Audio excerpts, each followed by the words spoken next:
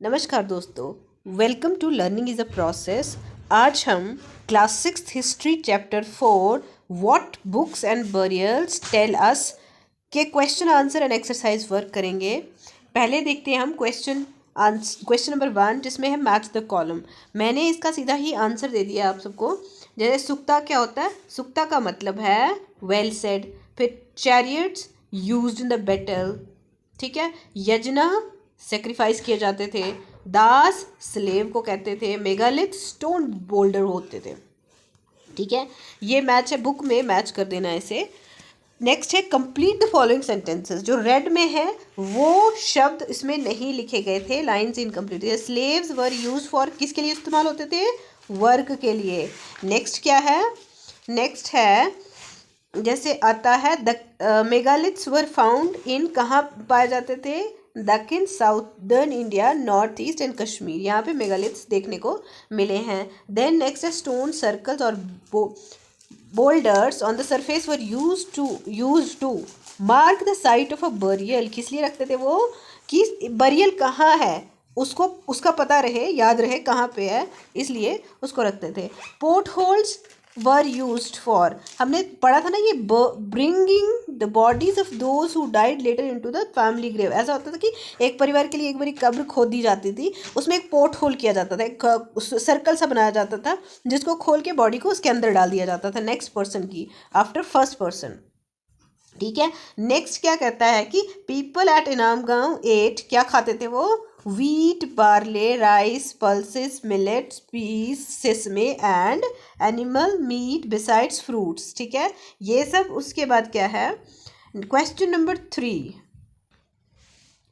Question number 3, in what ways are the books we read today different from the Rigveda. देखो, ऋग्वेदा की बात करते हैं हम, हमने पढ़ा था कि कौन सा क्या मटेरियल यूज होता था बुक्स लिखने के लिए। Rigveda was primarily compose of religious hymns compose किए गए थे इसमें, that were recited and heard with in a small community of learn people. उनको कौन रिसाइट करता था? रिसाइट होता है गाना, ऐसे गा के बोलना, और सुना जाता था। बहुत ही छोटी कम्युनिटी होती थी जो पढ़े लिखे लोगों की, वो लोग सुनते थे, वो लोग बोलते थे, ठीक है।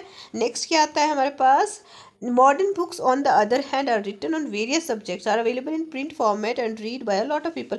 आज के समय की अगर बुक्स को देखोगे कंपैरिजन करके तो कितनी ज़्यादा होती हैं, बहुत ज़्यादा। किसी भी जगह आप जाओगे, शॉप्स बड़ी बड़ी मिल जाएंगी, वहाँ पे बहुत सारी बुक्स मिलेंगी और बहुत सारे सब्जेक्ट्स पे मिलेंगी। किसी एक रिलीजियस पे नहीं होगा सिर्फ, उसमें बहुत सारे सब्जेक्ट्स होंगे। साइंस होगा, एस्ट्रोनॉमी होगा, मैथमेटिक्स होगा, सोशल साइंसेज होगा, और भी बहुत सारे सब्जेक्ट्स हैं। इंग्लिश होगा, हिंदी होगा, लैंग्वेजेस होंगी डिफरेंट डिफरेंट, तो इस तरह से डिफरेंट है वो, ठीक है। नाउ नेक्स्ट क्या है? नेक्स्ट हमारे पास आता है what kind of evidences from burial to archaeologist use to find out whether there were social differences amongst those who were buried.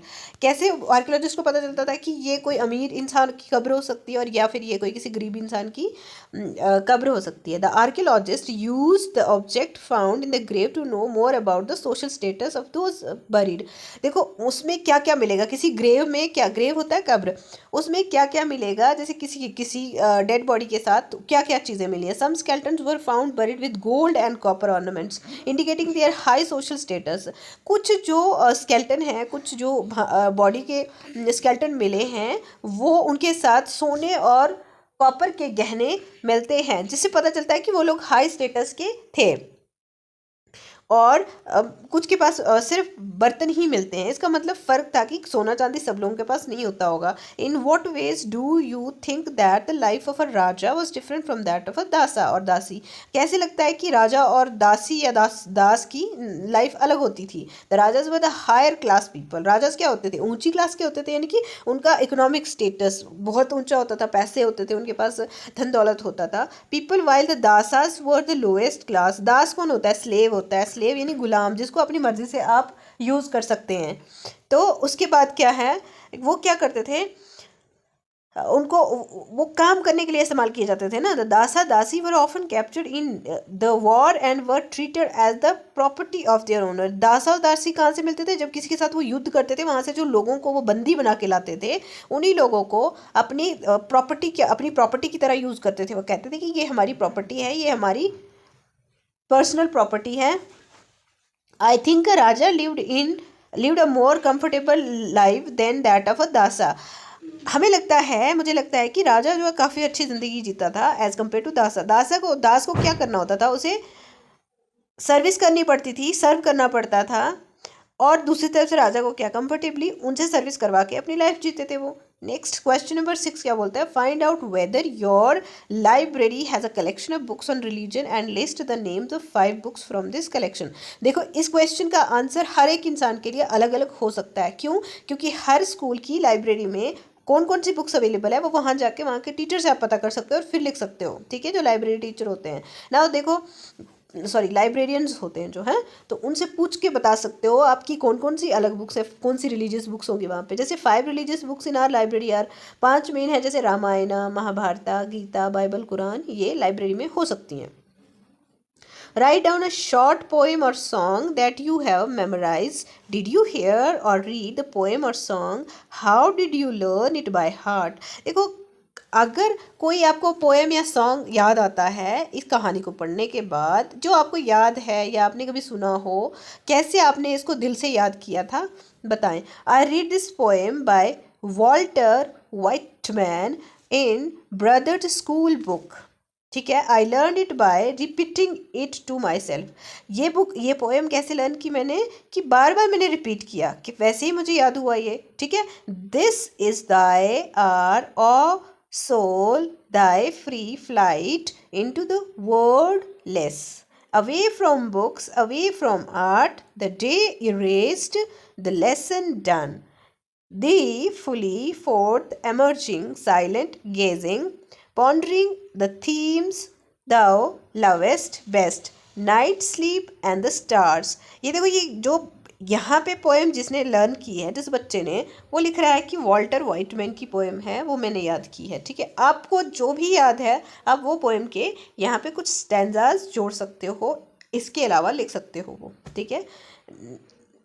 Next question है, in the Rigveda people were described in terms of the work they did and the language they spoke. देखो, अब हम किसी को दास मानते थे, किसी को वेश्या मानते थे, किसी को शूद्र मानते थे, किसी को क्षत्रिय मानते थे, या किसी को राजा मानते थे। तो ये जो लोगों के काम, लोगों को कैसे डिस्क्राइब करते थे, उनकी भाषा, उनके उनके काम के हिसाब से, ठीक है। In the table below fill in the names of 6 people you know, choosing 3 men and 3 women। आपको जो टेबल दिया है ना, बुक पे देखो, उसको टेबल दिया, मैं यहाँ पे टेबल नहीं बनाया है, मैंने सीधा लिखा हुआ है, ठीक है।